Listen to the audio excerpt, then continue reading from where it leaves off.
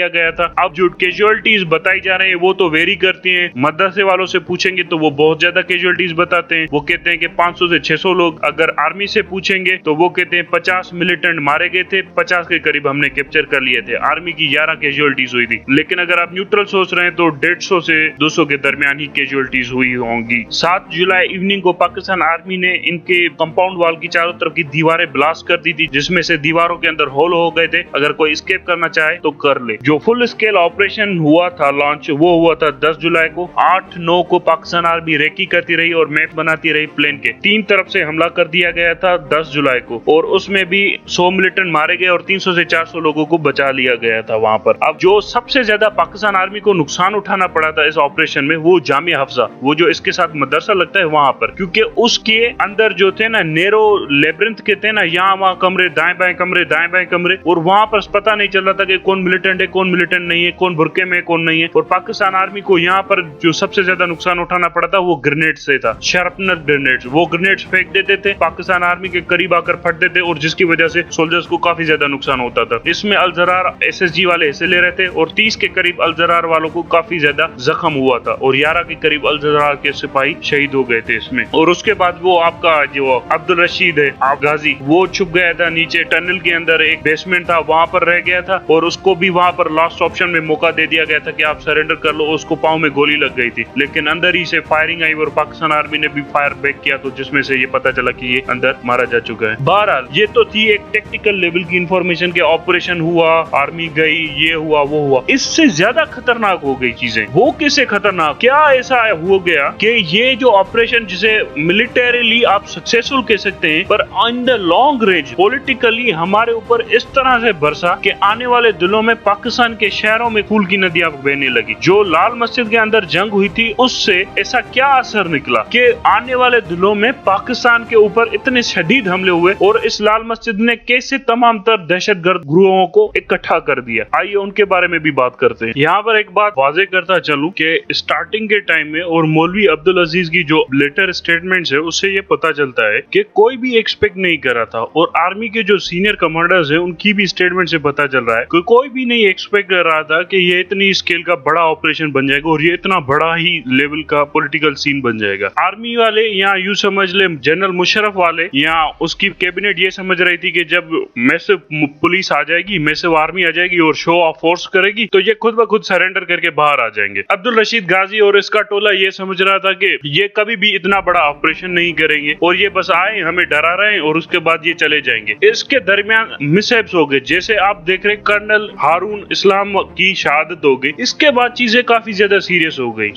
इस तरह की जब आप पिस्ट बैटल में जाते हैं ना, एक दूसरे को अपना आंखें और मसल्स दिखाने, मिसकैलकुलेशंस हो जाती है। इसमें मिसकैलकुलेशन की काफी गुंजाइश रह जाती है, और उसके बाद पता नहीं चलता कि इवेंट्स आप दोनों के हाथ से निकल जाते हैं। और यहाँ पर भी यही हुआ, इवेंट्स दोनों के हाथ से निकल गए, और इतना बड़ा क्लैश हो गया, और इतना बड़ा सीन क्रिएट हो गया। अगर पाकिस्तान की वॉर ऑन टेरर को आपने डिवाइड करना है ना, तो आप उसको 2 हिस्सों में डिवाइड कर सकते हैं। एक डिवाइड कर सकते हैं बिफोर लाल मस्जिद, और दूसरा ऐसा डिवाइड कर सकते हैं आप इसका आफ्टर लाल मस्जिद। बिफोर लाल मस्जिद वाले हिस्से में थोड़ा टिक टैक, थोड़े बहुत धमाके हो रहे थे, थोड़े बहुत उनके मर रहे थे, और आपस में बातचीत भी चल रही थी, और ये होप थी कि हम किसी ना किसी एग्रीमेंट पर आ जाएंगे एक दूसरे के साथ। लाल मस्जिद के बाद वो सारी होप खत्म हो गई। लाल मस्जिद के बाद वो क्लियर हो गए कि पाकिस्तान के साथ अब खुलम खुला जंग करनी है, और पाकिस्तान क्लियर हो गया कि अब इनके साथ खुलम खुला जंग होगी, क्योंकि ये अब किसी भी कीमत पर पीछे नहीं हटेंगे। लाल मस्जिद वो पिवटल पॉइंट थी, जिसके बाद हमारे यहाँ एक दरमियान में एक लाइन खड़ी हो गई कि अब यहाँ इस तरफ, यहाँ उस तरफ। उन्होंने भी अपनी पूरी ताकत झोंक दी। लाल मस्जिद से पहले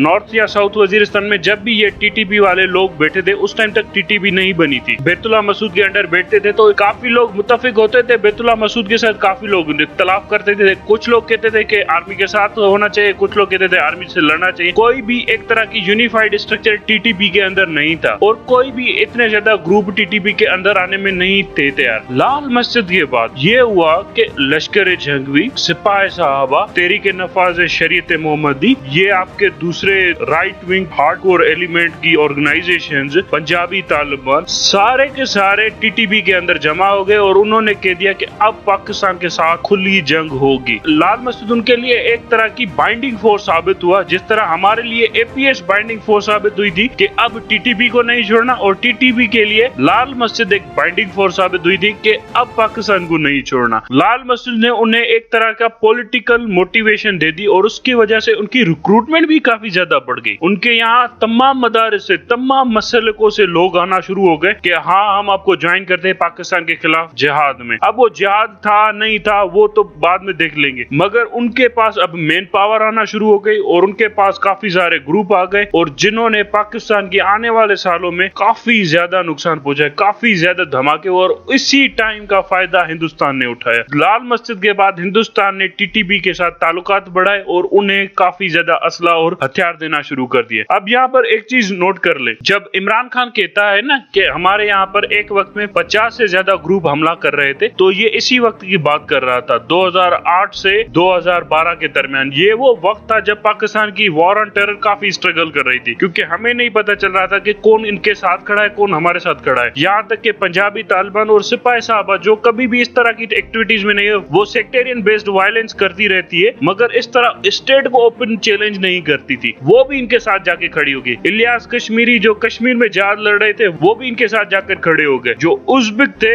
वो भी इनके साथ खड़े हो गए, ताजिक टेररिस्ट इनके साथ खड़े हो गए। आप बस किसी ऑर्गेनाइजेशन का नाम लीजिए, सब टीटीपी के अंदर थे और सब ने पाकिस्तान के ऊपर जंग के फतवे और जहाद के फतवे दे दिए थे। सो इसका एक पॉलिटिकली सेटबैक तो हमें आया। मिलिटरीली हम लाल मस्जिद जीत चुके थे, पर पॉलिटिकली काफी ज्यादा सेटबैक है। और राइट विंग की तमाम तर पार्टी, मौलाना फजल रहमान, ये आपके जमात इस्लामी वाले, ये सारे सड़कों पर थे। कोई पॉलिटिकल बैकिंग भी नहीं थी ऑपरेशन को। हर कोई इस तरफ देख रहा था कि कौन आके इसकी रिस्पॉन्सिबिलिटी क्लेम करेगा। जो इस ऑपरेशन के हवाले से पहले बड़े डंके बजा रहे थे ना, जियो न्यूज वाले और हामिद मीर वाले और एनजीओज, लेफ्ट विंग वाले, सारी पार्टी ऑपरेशन के बाद सब के सब भाग गए। किसी ने रिस्पॉन्सिबिलिटी क्लेम करने की कोशिश ना की। इसकी सिर्फ पॉलिटिकल सपोर्ट और जो मुशर्रफ की गवर्नमेंट थी उसकी पॉलिटिकल बैकिंग थी नहीं। मुशर्रफ की गवर्नमेंट तो हम सबको पता था कि डिक्टेटरशिप थी, उसकी कोई पार्टी नहीं थी, उसे कोई पॉलिटिकली बैक भी नहीं कर रहा था। चौधरी ब्रदर्स थे, वो भी थोड़े कोने में हो गए। सो इसकी पॉलिटिकल बैकिंग नहीं ले रहा था। उसी टाइम पे पीपल्स पार्टी की बेनजीर भुट्टो ने इसकी बैकिंग ली। लाल मस्जिद में मुशर्रफ की गवर्नमेंट को बैकिंग दी कि हाँ आपने सही किया, और उसके बाद धीरे धीरे लोगों ने कहा कि हाँ आपने सही किया। उसके बाद बैतुल्लाह मसूद की लिस्ट पर बेनजीर भुट्टो आ गई थी कि बेनजीर भुट्टो भी अमेरिकन के साथ है और उसके बाद हम बेनजीर भुट्टो को करेंगे, और इसी तरह की वजूहात की वजह से बेनजीर भुट्टो को भी बाद में असैसिनेट कर दिया गया। अब आते हैं कि क्या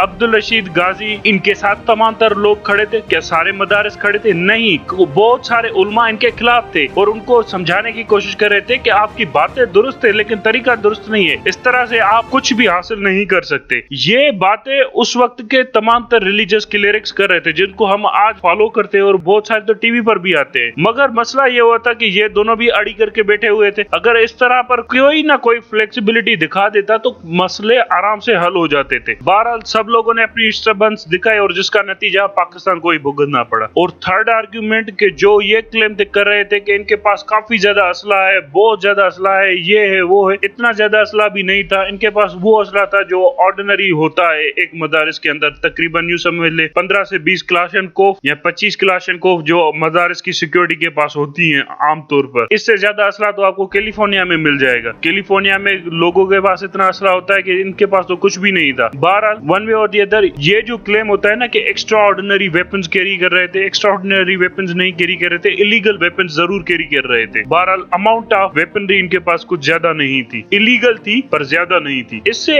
एक सवाल उठता है कि हमारी जो इंटेलिजेंस थिंकिंग है वो क्या है कि इस तरह के लोगों को पहले तो सवाल ये उठा कि इनको यहाँ पर लाकर बिठाया किसने, और अगर बिठाया तो इनके ऊपर नजर क्यों नहीं रखे। तो उसका जवाब पाकिस्तान के उस वक्त के मिलिट्री ऑपरेशंस या यूं समझ ले ISI के जो जनरल्स रह चुके थे उन्होंने दिया कि भाई हम पहले ही स्टेट को वार्न कर रहे थे इसके बारे में कि यहाँ पर ये हो रहा है, इसे हटाओ, इसे हटाओ, लेकिन कोई भी इसके ऊपर कोई ज्यादा एक्शन नहीं लेना चाहता था। वजह ये थी कि यहाँ पर बच्चे थे, औरतें थी, और कोई नहीं चाहता था कि यहाँ पर जाकर एक्शन लो। यहाँ पर एक्शन ना लेने की वजह से उन दोनों भाइयों के भी हौसले काफी बढ़ गए और उसके बाद अल्टीमेटली रिजल्ट यही निकलना था। लेकिन इससे पाकिस्तान आर्मी के मोरल को काफी ज्यादा डैमेज पहुंचा। वजह ये थी कि पहले पाकिस्तान आर्मी को हीरो कंसीडर किया जाता था, अब मुल्क के अंदर एक इतनी रिफ्ट आ गई थी, 2008 की बात कर रहा हूँ, कि किसी को समझ में नहीं आ रहा था कि आर्मी सही है कि टीटीपी सही है, क्योंकि हर कोई अपने अंदर बहुत सारी कंफ्यूजन लेकर बैठ गया था। बहुत सारी कंफ्यूजन थी कि किसी को ये समझ में नहीं आ रहा था, और इससे आर्मी की जो रेपुटेशन थी पाकिस्तान के अंदर वो काफी ज्यादा डैमेज हो रही थी। मुशर्रफ की ये बात सही थी कि पाकिस्तान को एक्सट्रीमिज्म से आजाद करना पड़ेगा, ये पाकिस्तान की सर्वाइवल की जंग है, लेकिन मुशर्रफ के पास भी कोई प्लान नहीं था कि कैसे करना है। किसी के पास कोई प्लान नहीं था कि एक्सट्रीमिज्म से आजाद कैसे करना है। यहाँ आप हथियारों के थ्रू कर सकते हैं, यहाँ आप तालीम के थ्रू कर सकते हैं। बेशतर मुमालिक में अपने आप को एक्सट्रीमिज्म से अलग किया है, लेकिन इस तरह की काउंटर इंसर्जेंसी से नहीं, बल्कि सोशो इकोनॉमिक प्रोग्रेस से करते हैं। बल्कि वो यहाँ पर अपने लोगों को नौकरियां देते हैं, तरक्की देते हैं और